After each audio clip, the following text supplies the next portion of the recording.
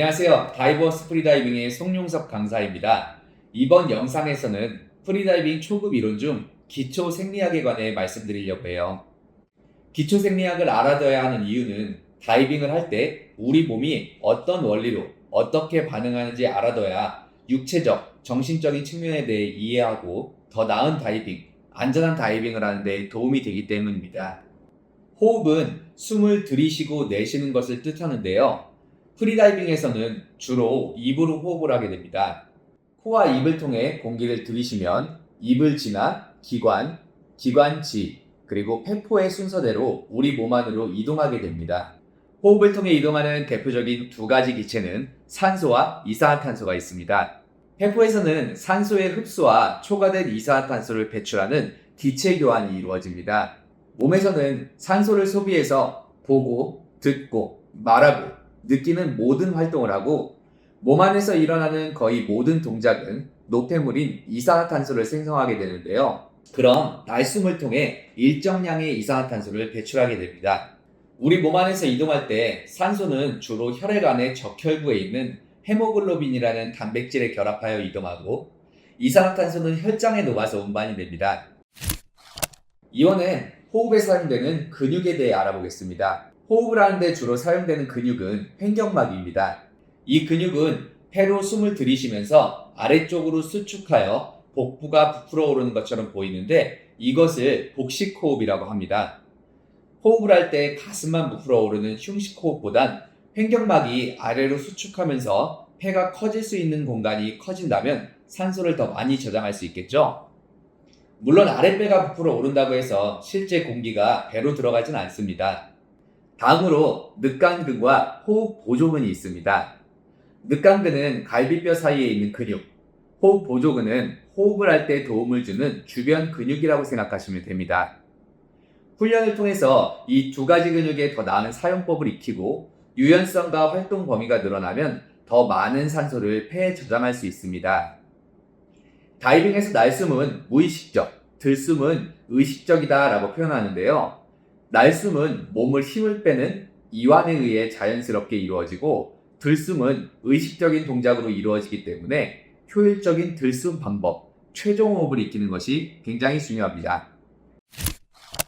다음으로는 호흡 조절에 대해 알아보도록 하겠습니다. 앞에서 모든 신체적, 정신적 활동을 이산화탄소를 생성한다고 말씀드렸는데요. 몸속의 이산화탄소가 증가하면 뇌가 그것을 감지해서 우리의 호흡량과 주기가 증가합니다. 이 말은 우리가 숨참기를 할 때 가슴이 답답하거나 몸에 이상한 느낌이 들고 근육이 수축하는 것은 산소가 부족한 것이 아니라 뇌가 이산화탄소가 증가한 것을 감지하는 호흡 충동과 연관되어 있는데요. 이 부분은 프리다이빙 호흡법 세 번째 단계 숨참기에서도 자세히 설명되었습니다.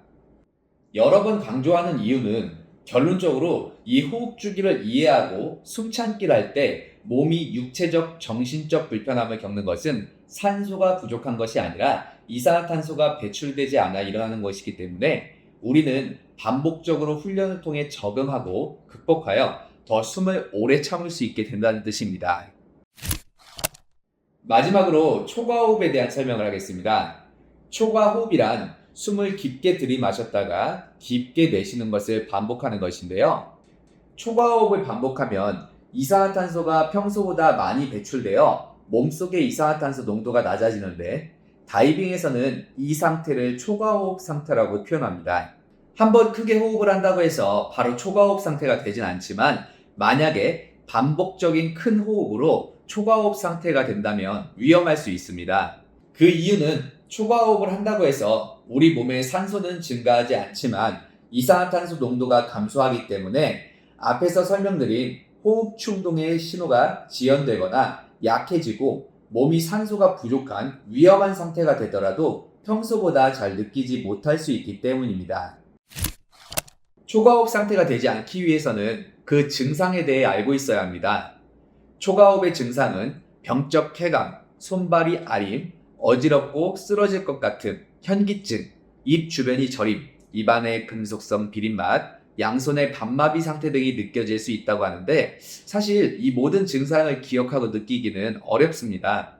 가장 일반적이고 대표적인 증상으로 현기증, 어지러움증이 느껴질 수 있습니다. 그러므로 만약 내가 다이빙 전, 준비 호흡, 최종 호흡하는데 현기증, 어지러움증 등이 느껴진다면 다이빙을 시도하지 말고 다시 천천히 호흡하여 초과호흡 증상이 사라지는 것을 기다려야 합니다.